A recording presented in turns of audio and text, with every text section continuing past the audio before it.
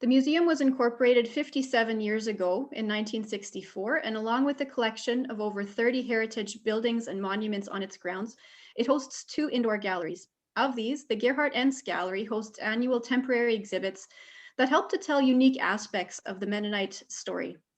The exhibit we've prepared for 2021, as I mentioned a moment ago, is entitled Mennonites at War.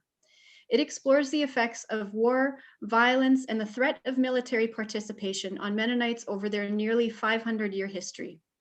It divides the topic into 4 main themes: martyrs, where we highlight the roots of the Mennonite belief in non-resistance in the radical Reformation of the 16th century; migrants, where we explore how war, violence, and the threat of military participation have impelled Mennonites to be a people of migration for much of these last 500 years.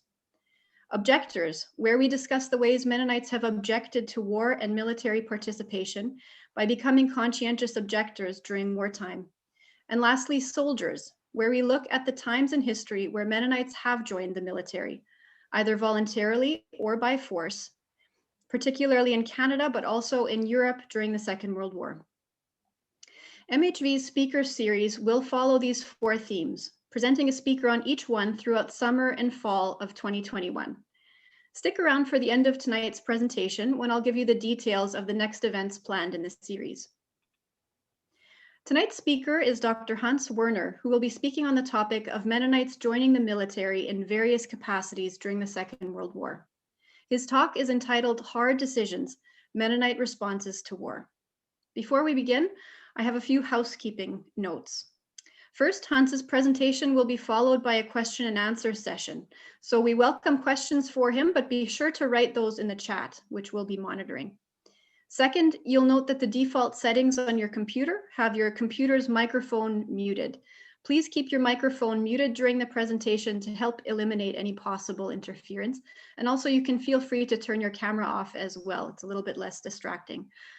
You can select the speaker view from the view button in the top right-hand side of your screen to get a larger screen displaying Hans and his PowerPoint presentation.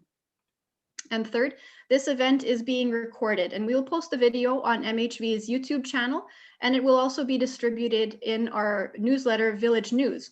If you aren't a subscriber already, you can subscribe at our website so you can be sure not to miss it. And now, without further delay, let's get to tonight's presentation. I'm delighted to introduce Dr. Hans Werner. Hans was born in Saskatchewan to immigrant parents who came to Canada after World War II. His family moved to Manitoba when he was still an infant, settling in Steinbach, where he grew up. Hans attended high school in Steinbach and at the Mennonite Collegiate Institute in Gretna, and completed an engineering degree at the University of Manitoba. After farming for several years, an awakened interest in history resulted in a return to academic studies, eventually completing a PhD in history. Hans retired from the University of Winnipeg, where he was associate professor in the Department of History and taught courses in Canadian and Mennonite history. Together with Royden Lowen, he was one of the founding co-directors of the Center for Transnational Mennonite Studies, and he was the executive director of the D.F. Plett Historical Research Foundation, Incorporated, which publishes the historical magazine Preservings, of which he was the editor. A recent area of research has been the experience of Mennonites from the Soviet Union, those Mennonites who remained in the Russian Empire after the 1870s migration and experienced revolution, war, and the totalitarian Soviet and Nazi states. Hans's most recent book, The Constructed Mennonite, is a study of his father's memories of growing up in the Soviet Union and his experiences in the Second World War.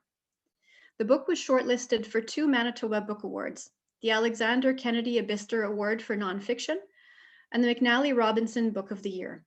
He has also published a chapter in a recently published collection entitled European Mennonites and Holocaust. Hans is continuing to research and write in retirement and is working on an atlas of almost 500 years of Mennonite migration and settlement. He serves on the boards of the Manitoba Mennonite Historical Society and Mennonite Heritage Village. Hans, we're looking forward to hearing from you, so I'll hand it over to you. Thank you, Andrea. It's a pleasure for me to To do this, let me just get myself a little bit adjusted here with screens and things, and then we'll begin.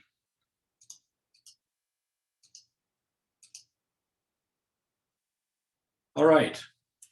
So I've entitled this presentation, Hard Decisions, Mennonite Response to War. And so just a few introductory kind of comments. As Andrea mentioned, the exhibit at the Heritage Village is, it has quite a bit of the Canadian experience on it. And so there is a small part of the exhibit that looks at the Soviet-German experience. And that's the part that I want to kind of focus on today, to kind of expand on that. We're going to begin, though, with a brief context to the 16th century. Since I'm the first in this speaker series, it seems right that we should look at that a little bit. Although, as I think Andrea will point out, she's working on a more expanded presentation on that aspect of it. So we'll look at the 16th century context a little bit. And then we're going to focus on the Russian, Soviet, German experience for most of the presentation. So I do have to say that I don't come to this from a sort of hilltop view of this difficult story. My parents, my father was a German soldier and a Red Army soldier. My mother was a refugee from the war. And so I'm embedded in this story, you might say, as a second generation Canadian from that kind of a story. The story is difficult in many ways. The subject that we're going to be talking about today is not an easy one, in the sense that, we like to think that there are always good choices that we can make. That whenever some situation arises, that there's a good choice that we can make. Sometimes, though, there are just bad choices. So in many ways, this is a difficult story, and we'll I guess, to be fair, war is a difficult story at the best of times. So let's look at the 16th century.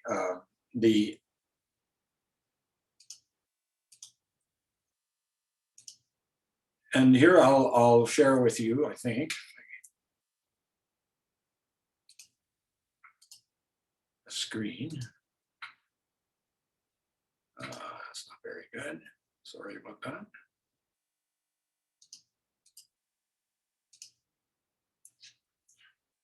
So here we have Dirk Willems. This is a sort of an iconic image of him rescuing his pursuer, who was going to arrest him. And he turns back and rescues his pursuer, and then still goes to his death as a martyr. And at the Village Museum, I think they're putting up a Dirk Willems garden right now that's being worked on. And this is kind of that iconic image of where the Anabaptists kind of ended up in terms of the notion of the sword. And I use the word the sword here to put into one sort of container this whole notion of, is the Christian allowed to use violence? So here's some quotes. Conrad Grebel, one of the early Anabaptists, in a letter to Thomas Mintzer in 1524, this is prior to the first baptism, that Christians, quote, use neither worldly sword nor war, since killing has ceased with them entirely. And then Felix Manz, after the first baptism, no Christian should be a government official, nor judge with the sword, nor kill or punish anyone. And then from the Schleitheim Confession, sort of a confession created, written, and put together by a group of Anabaptists small group of Anabaptists near the town of Schleitheim in Switzerland in 1527. We have been united as follows concerning the sword. The sword is an ordering outside the perfection of Christ. It punishes and kills the wicked and guards and protects the good. In the law, the sword is established over the wicked for punishment and for death, and the secular rulers are established to wield the same. So this kind of gives you this sense that there is a role for the sword. It is to protect the good and punish the wicked, but it's outside the perfection of Christ. It's not for Christians to use. And so these three sort of quotes sort of suggest this idea that the Christian ought not to use the sword. Now, if you think about our society and you ask the question, who is allowed to kill somebody without being charged for murder? Well, it is really the state, right? The police officers and soldiers are really the only people who are allowed in our society to take the human life without being charged with murder. And here the Schleitheim Confession suggests that that is outside the perfection of Christ. Now, there were not everybody agreed among the early Anabaptists. In other words, among the people who decided that Luther had not gone far enough, that in the Reformation, that adults only should be baptized, that people should be aware of what they were doing when they got baptized. Of those people, not all agreed. I'm using here Balthasar Hubmaier as an example. That Hubmaier believed that God established governments in the world because, quote, he wants the righteous to be protected and the evil punished. So Hubmaier did allow for the wielding of the sword under certain limited kind of circumstances.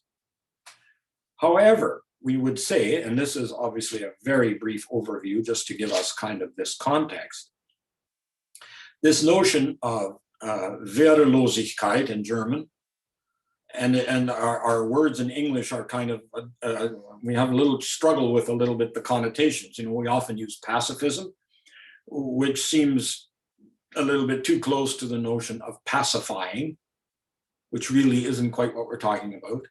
Or we have used non-resistance, which kind of isn't quite right either, in the sense that don't we have to resist evil and resist injustice? So non-resistance somehow doesn't quite work. Wehrlosigkeit, translating defenselessness, might be closer.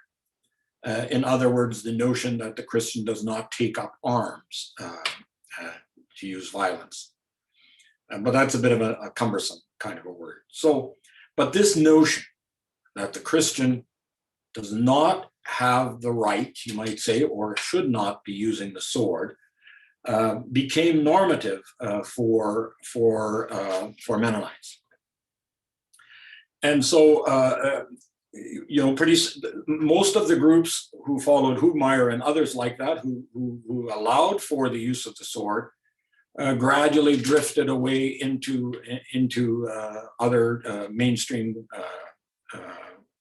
denominations, and were not Mennonite in that sense. Now, usually, or you might say for a period of time after that, this notion of not taking up arms, of course, at the time was treasonous. You could not conceive of having citizens, well, not citizens, subjects, who could not be taken to go for a war, who couldn't be conscripted for war. So usually this was worked out in terms of what they use the Latin word here, the privilegium, a negotiation with a ruler that in exchange for this heretical belief that Mennonites, if they were productive and quiet in the land, as it were, they could live there and have this heretical belief under a document of privileges that the the ruler would give to them. So let's then look at this question now, with that as background for this what the experience was then of Mennonites in particularly in the Soviet Union, in Russia, and in Germany, or in the context of Nazi Germany. So there's kind of three little pieces that we want to look at. One, you know, and I've picked the war examples of them: war and revolution. The Crimean War, which was fought in 1855, and Russia was involved in it, and so that's one point. It will be the stimulus, you might say, the background for the 1870s migration. And then we have World War I, and along with it, the revolution in Russia, and then World War II. So those are the things that we'll kind of look at. In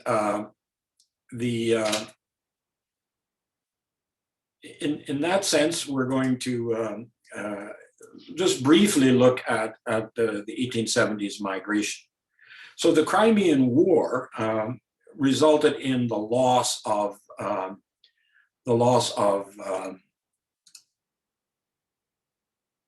the privileges that Mennonites had had. Russia did not do well in the Crimean War.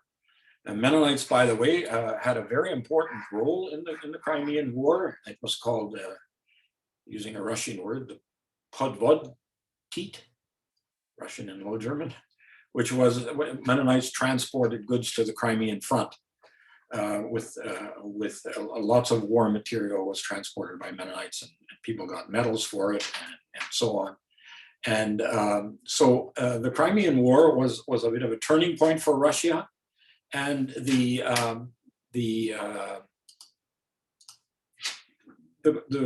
Imperial Russian, the Tsar, said that you know, as a result of Russia's poor performance, the state had to reform, and there were many reforms that were implemented, but one of the ones that would affect Mennonites in particular was the reform to do away with the privilegium. This was, you know, the Mennonites had you know, negotiated a privilegium with the Tsar, and so the 1870s reforms would do away with the exemption for military service that had been promised for eternity, as it were, forever. So the Tsar embarked on these privileges, and or withdrawing these privileges, and a whole series of negotiations went on, and ultimately the 1870s migration to North America was the result of it. You might say we often do refer to the privilegium as the trigger point, and it probably was, but of course free land in North America, or virtually free land, was also quite an attraction for Mennonites. So the Mennonites that stayed negotiated what they called the Forstei, which was forestry work, you know, which was alternative service, what we in Canada would then have called alternative service. As an alternative to being conscripted into the Tsar's armies, Mennonites established, at their own expense largely, a reforestation program called the Forstei. So initially, Mennonites had this privilege of being working at alternative service during the Tsar's period. Let's get then to World War I and the revolution. So in World War I, of course, Mennonites, the Forstei situation was was changed over to Mennonites being given the option of being medics, at the time called Zena Theta. And so many Mennonite young men served on or near the front in the medical corps. And this became the first, arguably the first sort of opening up of the Mennonite colonies in Russia had occurred during the Crimean War, when many young men, young boys often, took these wagons to the Crimea and saw things they had never seen in the colonies. Certainly being as Zena Theta opened up another whole world. People were exposed to the world outside the Mennonite circles. So that became an alternative service in World War I. Now, World War I was a horrible war. I mean, all wars are horrible, but World War I was brutal, and so Zena Theta saw many things. Now, of course, the World War I was in Russia was overtaken by the revolution. In October of 1918, the Bolsheviks, where there was first of all a liberal revolution, the Tsar abdicated, and we would call a liberal democracy was going to be established, and then shortly thereafter in October, that was in February, in October of 1917, the Bolsheviks came to power, and revolution broke out in the entire country. Now, this was a very traumatic experience for Mennonites, and very confusing for us to understand all the implications. The Mennonite colonies were overrun by red armies, by white armies, by bandits or anarchists, Nestor Makhno and his bandits. And so there is this period of completely being at the mercy of people carrying guns. There is widespread rape, there is widespread murder, there is loss of property. And so in this revolution, Mennonites suffered terribly.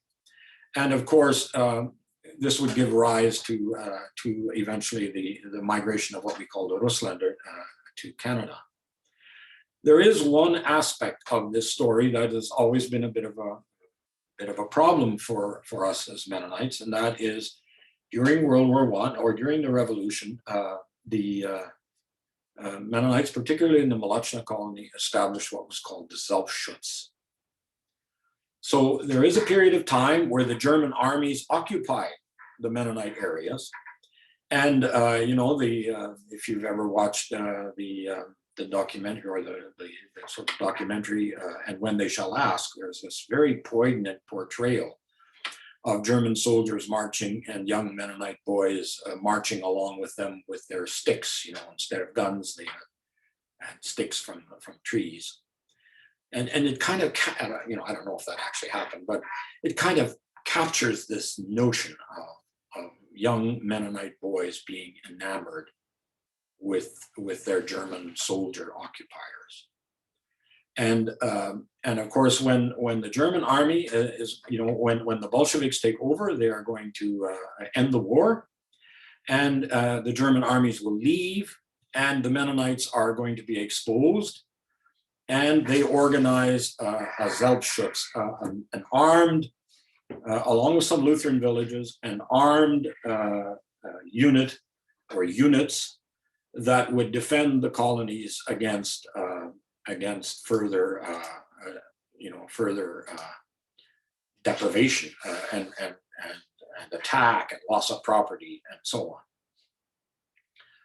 So this, the Selbstschutz is sort of the first in sort of the experience of Mennonites who had migrated to Russia. This is kind of the first real test of their pacifist or their Wehrlosigkeit. Up to then, they had been able to live relatively peacefully. The Crimean War, while it occurred while they were there, did not affect them personally that much. But here, the revolution and its devastation affected them very directly, and they do respond by creating a Selbstschutz. By all indications, militarily, well, let's say maybe moderate success or some success, not overwhelmingly so. But it is also blamed by people for the massacres that went on in villages, and particularly in the Zagradovka colony, that the local Ukrainians and Nestor Makhnov's people took revenge for the people who had been part of the Selbstschutz. They were eventually routed. I mean, eventually they sort of, along with all of the rest of Russia, lost the cause, and the Bolsheviks took over. So after the revolution, Mennonites are now under a Stalinist regime. And even though under the Bolsheviks, there is the possibility of conscientious objection, that, and we're talking here specifically about Mennonites and their involvement in wars, there is still the possibility of conscientious objection in a period from about 1921 to 1935, and then, though, Stalin consolidates his power around 1928-29, and the Stalinist period comes into play, which was very difficult for Mennonites. And the Stalin Constitution of 1936 sort of said it is the sacred duty of every Soviet citizen to defend the communist state. So the possibility of conscientious objection is lost in 1936. And of course, the army that we're talking about here is the Red Army. And so the Red Army before the war, even though conscientious objection had been sort of removed in 1936, Mennonites were not called up in any great numbers immediately. Somewhere there's some suggestion that 10 to 20% may have given into or eventually went into the Red Army during this period of time. But relations with Germany were not very good, and so the number of people who were drafted into the Red Army, Mennonites drafted into the Red Army, was relatively few up until 1939. So it's not like it's a big amount of people that are drafted into the Red Army, but there is this loss of military service. Then in 1939, the Soviet Union and Germany made a non-aggression pact, the Molotov-Ribbentrop Pact, and then Mennonites start to be drafted into the Red Army. Most were drafted in 1939 and 1940. A few were still as late as May of 1941.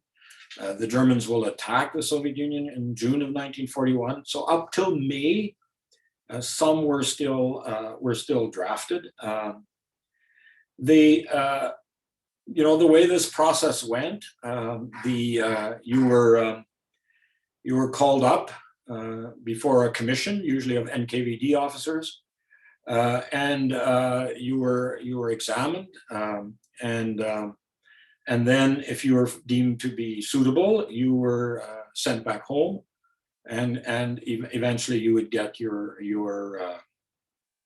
call up or your formal mustering to join the army. My father, for instance, was drafted in 1939, 38, and the way he described it, he went back to finish the harvest, and after the commission came, and at the commission, I always found it interesting. He said the commissioners asked him if he would not wish to serve his country, and he said, really, in Stalinist Soviet Union, there really is only one answer to this question, and that is, of course, you would be willing and happy to serve to defend your mother country. So they were then put on trains and taken to some far off place for boot camp. George Abb, in his studies of some of this, concluded that many Mennonites rose through the ranks to become NCOs, non-commissioned officers, fairly quickly because they generally had higher education than their Slavic counterparts. And if you failed the test, in other words, if you got called up and didn't get drafted, didn't actually get your call, well, that was a pretty good sign that you were not looking very good in the eyes of the NKVD and probably would end up in the Gulag sometime later. So few people, although some, were drafted into the Red Army in the war. And I'm going to just see if I can share the screen again.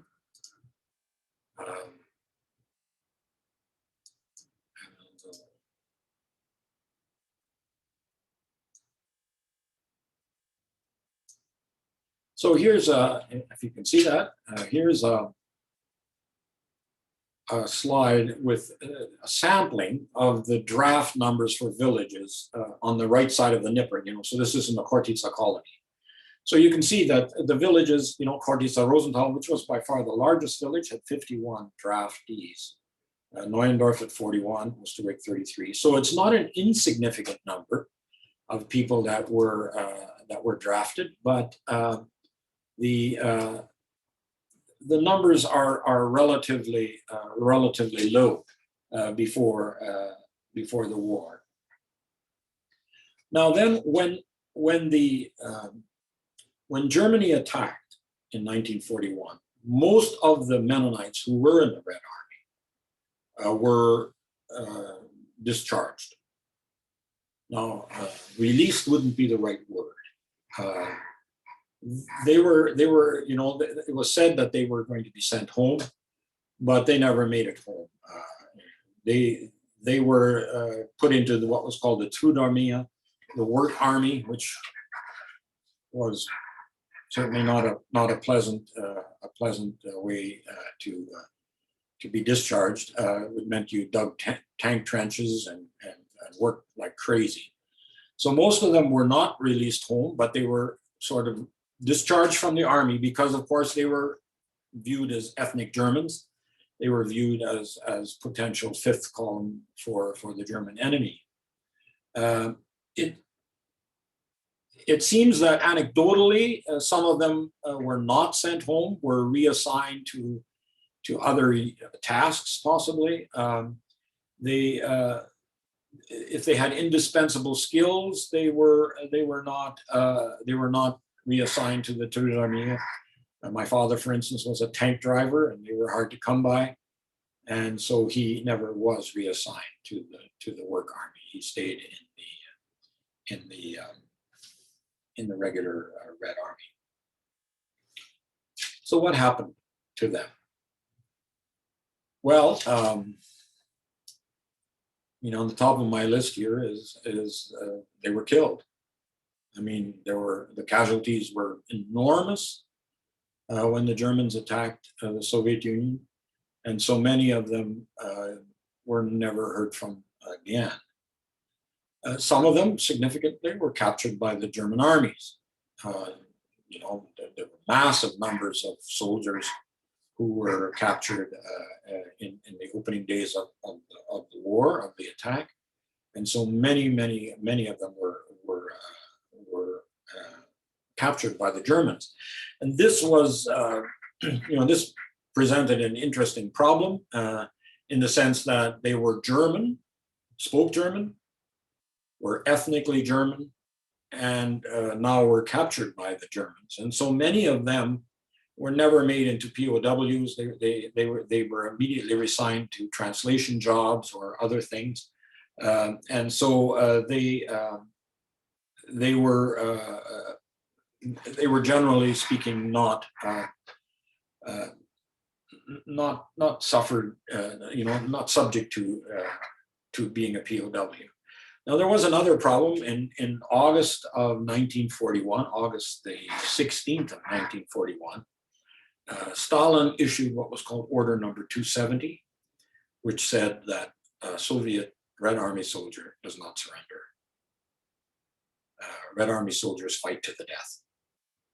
And so if you had not done that, and you were recaptured or were found to have deserted or something like that, you were executed. It was that simple. So the Germans were conscious of Order Number 270, and so most Red Army soldiers, if they were captured by the Germans, were given alternate identities. Their birthplaces were made into some place in Prussia. They were, their documents were changed so that it would never become known that they had been Red Army soldiers. Some of them probably were assimilated into Soviet life. You might say lost their identity as Mennonites. So June 22nd, 1941, the Germans attack, and by August of that year, they are in the Red Army or in the Mennonite colonies. Now, this, I know I have a paper somewhere that I wrote or a presentation I did. I forget exactly the context, but I remember I titled it, "When the Enemy is Your Brother." That's kind of the problem that Mennonites had, right? The enemy for the Soviet Union was the German army, the Germans, the Nazis. But in an ethnic sense, they were brothers. And so a very difficult period of time begins for Mennonites in the Soviet Union. I mean, it's difficult. Well, I should say initially, certainly it is wonderful. I mean, I have trouble conveying to you how glorious the occupation by Germany was. Mennonites were just tremendously relieved that they were now no longer under Stalinist oppression. There are emotional stories about the first church service in the Kron Sheen, in the Kron machine shed, where a Lutheran pastor happened to come by and had the sermon. You could sing "Großer Gott, wir loben dich" again. Like I say, it's hard to overstate what a tremendous relief it was. Now, there were a lot of problems. If you think about how this went, as the German armies began to approach the old colony, the Soviets tried to evacuate everything of value. So young Mennonite boys young men were sent with equipment across the Dnieper River, with cattle. Some were called upon to transport Jews across the Dnieper River because, of course, it was known that the Nazis were killing Jews. That wasn't a secret. And so some young men were conscripted, you might say, or called upon to transport Jews across the Dnieper River. And so the armies caught up to all of this. People, in order to avoid the front, people hid in cornfields. They were all supposed to evacuate. They didn't. They hid in places. And my grandparents had dug a hole in the orchard in the back, and they hid in, and put a little bit something over it, and they hid in it while the front passed over them. So all kinds of things were done, and gradually after the front came, people began to kind of come back, but some never came back. They were across the Dnieper, and they kept going east, and they never made it back. So there was the pain of you might say the euphoria of finally being away from Stalinist oppression, and the disappointment of families being torn apart by the people who never made it back from being across the Dnieper River. It's a period of incredible confusion.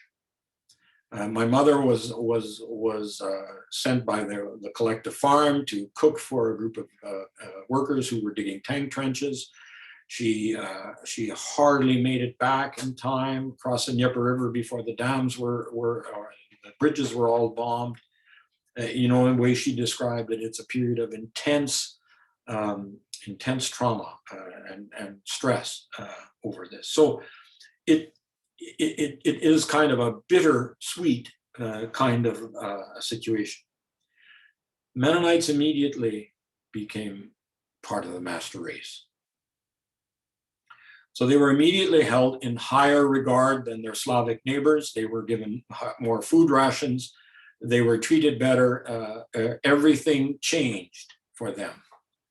And immediately they were called upon to enter the war effort. Now, initially, this is not in the armies. This is in, women sometimes were cooks. Like my mother became a cook for a local occupation force.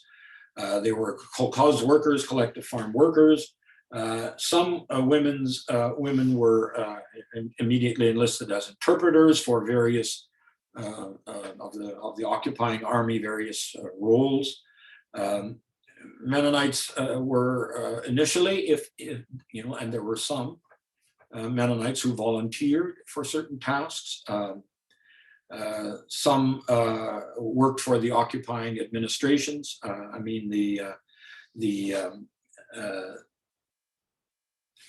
Mennonites were immediately part of the German occupation effort. Now, this is probably a good place for us to stop and say, well, who are we going to consider to be a Mennonite in this story, you might say? Well, of course, that's a very good question, and it's hard to know who one should consider a Mennonite. Because we can't look into each person's heart, you might say, and Mennonites are both an ethnic and a religious group, certainly in Russia. And so, generally we say if a person identified themselves as Mennonite, grown up Mennonite, and thought of themselves as Mennonite, then for our purposes, we have to sort of consider them to be part of our story. Some Mennonites became part of, and it begins innocently enough as night watchmen, and then gradually, of course, armed night watchmen. Some become part of Einsatzgruppen. These were groups that some of which worked to gather in the ethnic Germans, some of which were enlisted to kill Jews. The mayor of Chortitza became a Mennonite and basically had to do the bidding of the occupying forces. In Holocaust studies, I'm quoting Doris Bergen here, we have notions of enablers, bystanders, perpetrators. There are Mennonites, people of Mennonite background in all of these categories when it comes to the Holocaust. The Mennonites became part of Einsatzgruppen. The night watchmen were ordered to round up Jews and probably participated in actually shooting them. There's a full range of Mennonite participation in various aspects of the Holocaust as it occurred in the Chortitza area. Some women were translators for the Einsatzgruppen. That happened as well. Some eventually people would join the Waffen-SS, and here's a picture of the Waffen-SS, what was called the Reiterschwadron in the Mleczna colony. in Hauptstadt. The young men with the hats, with the helmets and the guns are Mennonites, as are the women in front. And the picture is this iconic kind of picture of war, right? Of men protecting their families, and this was an SS Reiterschwadron made up primarily or almost entirely of Mennonites. The collapse. Well, it didn't last, of course, and 1943, the German colonies are evacuated ahead of a retreating German army. In the fall, some of them by train. The Great Trek is part of this story. And Mennonites were to be resettled in an area of Poland called the Wartegau, which was going to be a new home for Germans. Polish people were kicked out, Jews were sent to the concentration camps, and Mennonites and other Germans were going to resettle this area. They became German citizens. And would then be, of course, available to be drafted into the German army, which happened then in 1943. And so Mennonite young men entered the German army in a variety of ways. The largest number were drafted after they became German citizens in 1943, 44. Most of them would have been drafted toward the end of the war, in the last dying months of the war. They would become German soldiers. What about their consciences? I have 3 quotes here for you. This one's from a diary or from a biography of a relative. The author, I don't think, identifies himself. He's talking about a Gerhard Wall. If Gerhard Wall had any pangs of conscience over joining the German military, he doesn't mention it. In fact, he wrote it was the fulfillment of a great wish. Any Mennonite revulsion against nonviolence was whittled away by years of humiliation and persecution. What can you do when you are swimming against the stream? In any case, his options were few. He exercised his best chance of immediate survival and would deal with his conscience later. Peter Sawatsky. I stepped out of formation and declared, I will not swear, and so he is being sworn in as a potential SS officer. I will not swear because my religion forbids it. I was pushed from the stage, and someone kicked me from behind. More than this, I cannot remember. I regained consciousness. They removed my belt and led me to jail. Carl Fast. He's talking about the military parade ground in Posen. The few that dared to stand firm on their non-resistance were immediately thrown into prison in Posen, that is in Stralsund. After 6 days, they too stood on the dusty parade ground with a weapon in hand. With brute force, their will had been broken.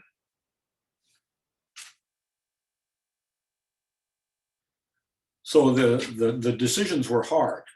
And ultimately, if you think about the position of Wehrlosigkeit, that you will not take up the sword, it ultimately, the natural or the end corollary of that is that suffering is part of your experience. I just want to make a few comments about the aftermath.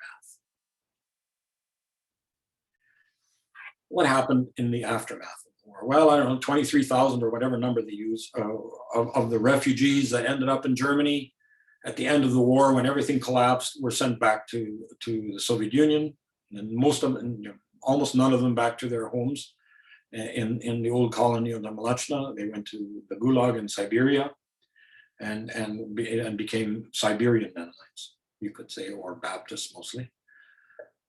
Those that made it out had, especially the people who had participated in the war as soldiers, had difficulty emigrating. Canada would not accept people who had served in the German military, who had become German citizens, who had been in the SS. And these restrictions gradually opened up slowly until by 1953, most of them come. But initially they had trouble. Many of them went to Paraguay instead because they thought Stalin would not stop at the border. And then, of course, there were difficult family realities. Both my parents were married before all of these events, or my mother got married in the Vartigau. My father had been married in Siberia before he was drafted. Both of them never saw their spouses again. The war, the separation was final. My mother's brother was drafted in the dying days of the war. Never heard what happened to him. So there were these lingering problems, these problems of difficult family realities. The churches would not remarry people if they're, unless there was a word that their husband or their spouse had died. They eventually relented, and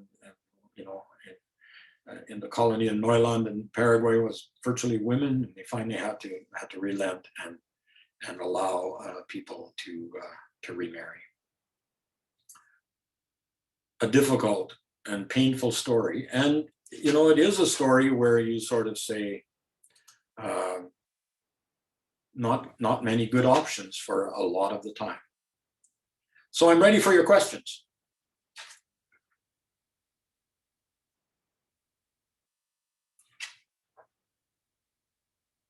You're muted, Andrea. There we go. Novice error in these Zoom days. So thanks very much, Hans. I thought it was a very enlightening look at overview of some of the areas of this history that we weren't able to touch on as much in the exhibit, because we did focus on the Canadian experience a little bit more. And thanks too for laying the groundwork for some of our understanding of the roots of these Mennonites' convictions on peace and non-resistance. So we're open for questions. If people will have a question for Hans, you can write it in the chat. We're looking at it right now. And just a reminder for people, that chat button is at the bottom of your screen. And maybe while we're waiting, I have a question for you, Hans. So in researching for the exhibit, I was reading your book, The Constructed Mennonite, and in your conclusion of it, you talk about something you call acceptable narratives. And you talk about it with regard to Mennonites who eventually end up in Canada after the war, and how they speak about their military experiences in Europe. And so I found this a really interesting concept, and it helped me to kind of understand a little bit more how some of the ways that I, as a curator at a Mennonite museum, hear how people discuss these stories. So I wondered if you could explain a little bit more what you mean by this idea of acceptable narratives, and how this concept influences the stories that Mennonites tell about these experiences. Well, I always used to tell my students a story that, if you borrowed your father's car when you were 17, and you drank entirely too much alcohol and ended up in the ditch, and you're telling your 13-year-old son about it, I can bet there would be a moral to that story. If you're visiting with the old guys, the guys you went to school with, when you're 65, and you're telling that story, it probably doesn't have a moral anymore. And that kind of, in a very simple way, kind of illustrates that we do tell the stories of our pasts in ways that kind of work for our audience. Now, you have to remember that people in Canada, most of the people who came to Canada in the let's say for soldiers in the 50s, mostly, non-soldiers in 1947 onwards, but for soldiers in the 1950s, this is the height of the Cold War. The Soviet Union is the enemy.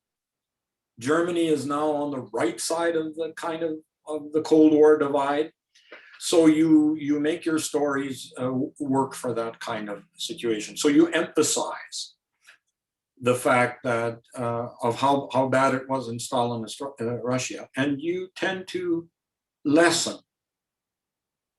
maybe the stories of the Nazi period and the German period. Thank you for that. So we have a question from Charles. Charles writes, "Why is Hans such a handsome, intelligent, and charming fellow?"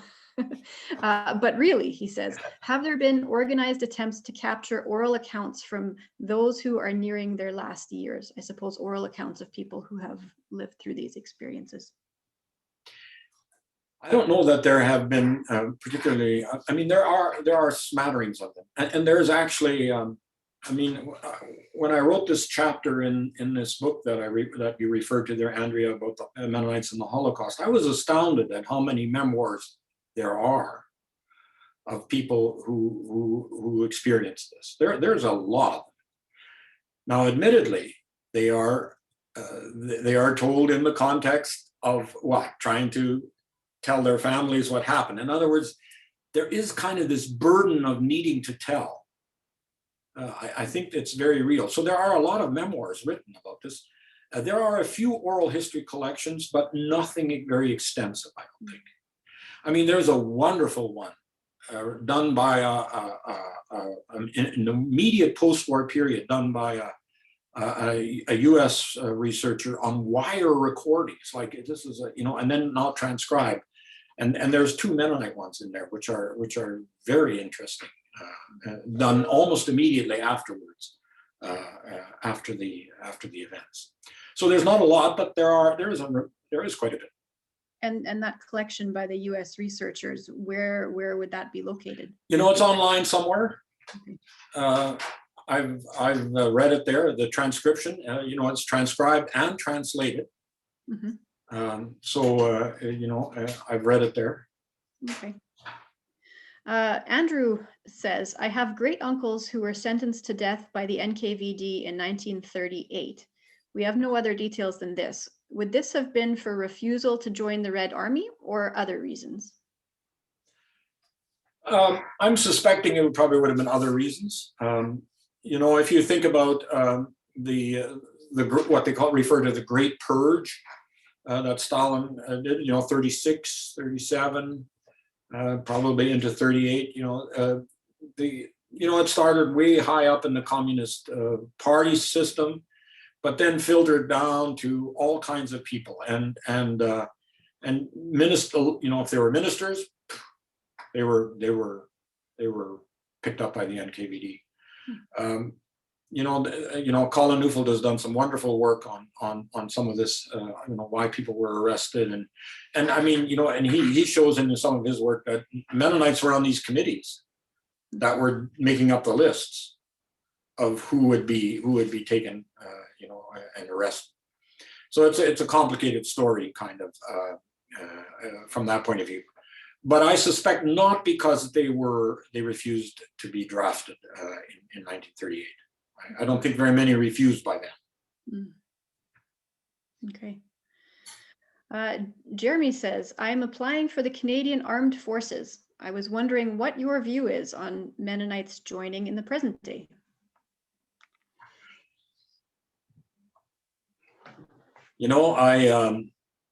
I'm a child of somebody who was a Red Army and a German soldier. In my household growing up, we were not allowed to have a gun, not a BB gun, not a toy gun, because my parents made it abundantly clear on the horrors of war. So my encouragement to you would be not to do it. But I understand that is also a choice that one makes. But the Mennonite, there are obviously challenges with the Mennonite position of non-Wehrlosigkeit, of not taking arms. Who then is finally supposed to look after the nation state, protect us, and so on? Like we just, I think one of the theologians says, well, we just push off, the sins onto others, which somehow doesn't seem quite fair. So I'm one that suggests do everything you can for peace. But I understand. There's another question here from a viewer. It says, you talk of Mennonites in the SS. Were there any Mennonites that were brought to trial after World War II? There are the process is well. Let me go back a little bit. Many of the people who you could put into the category of perpetrators, and I should qualify that not everybody who was in the SS really is a war criminal. Like by 1943, people were drafted into the SS like any other armed unit. And the SS became virtually just a fighting force, part of the Wehrmacht. But if you go to the people who you might say were perpetrators of war crimes as we would understand them, many of them did not survive to come to Canada. There were a few that were charged.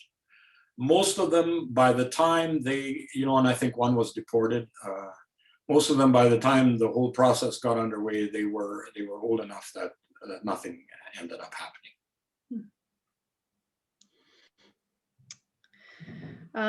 We have another question here. I have heard of women in the Trudarmee.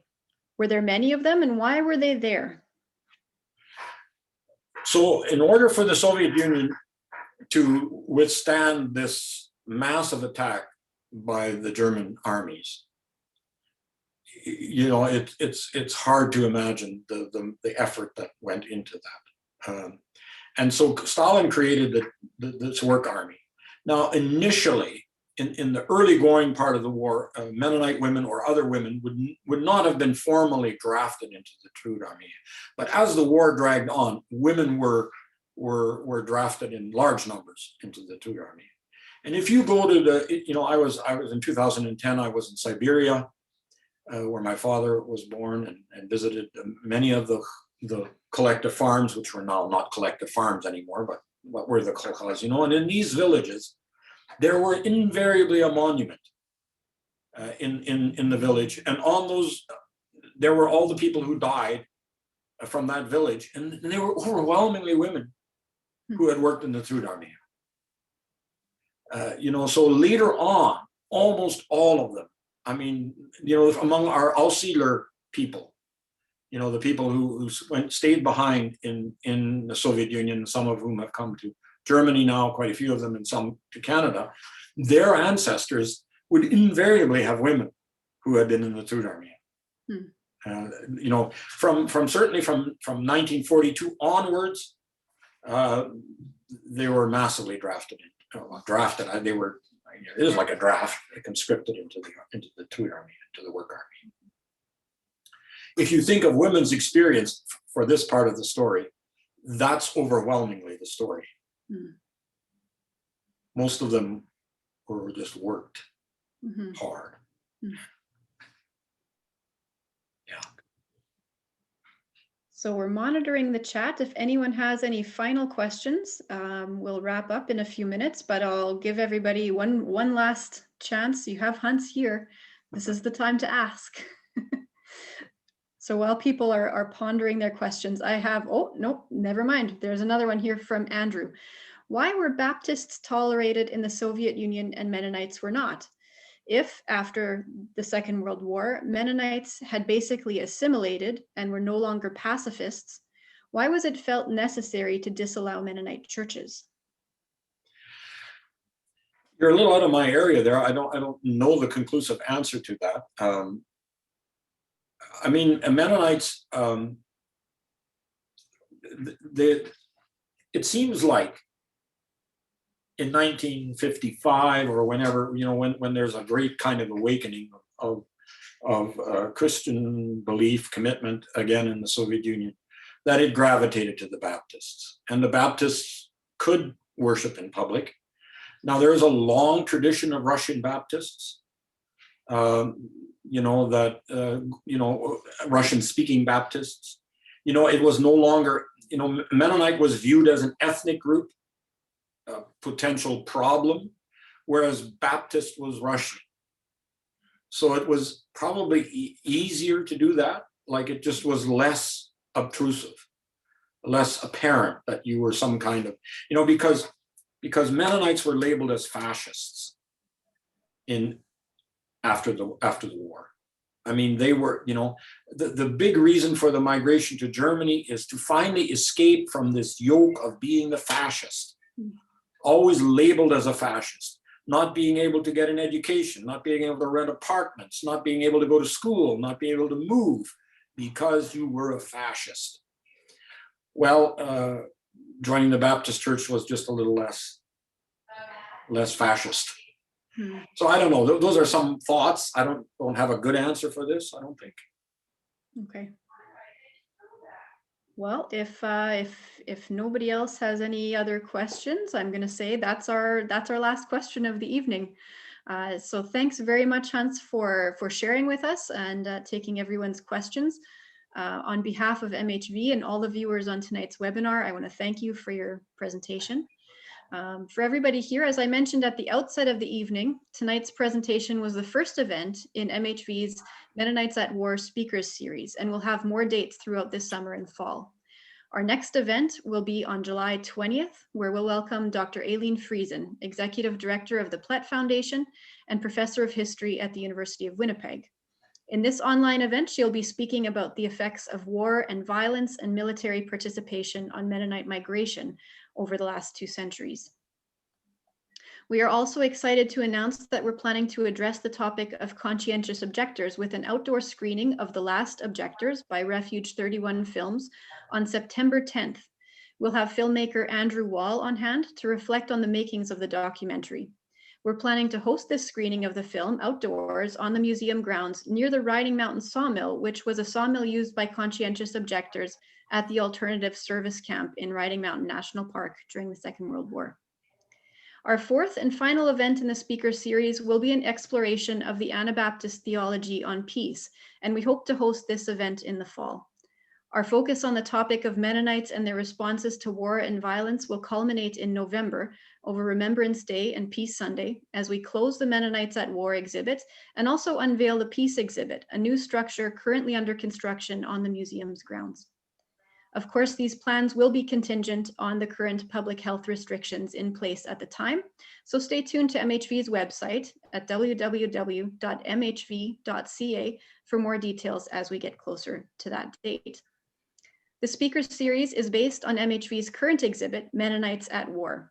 While MHV is currently closed due to Manitoba's current public health restrictions, we hope to be able to open the exhibit to the public very soon. Our current plan is to open the exhibit at our exhibit premiere and fundraiser on June 5th.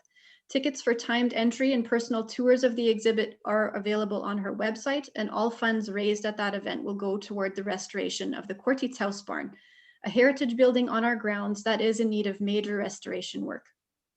The exhibit is currently scheduled to open to the general public on June 6th. However, like I said, all our plans right now, these events are subject to the health restrictions in place at the time of the events, so they are subject to change. The best way to stay in touch with MHV and get the latest information on upcoming events is by signing up for our newsletter, Village News, which you can also do on the website. Once again, thank you to Hans for his presentation this evening, and thank you to everyone who watched and participated with questions. We look forward to hosting you again on July 20th with Dr. Aileen Friesen. And with that, I'll sign off and say have a good night.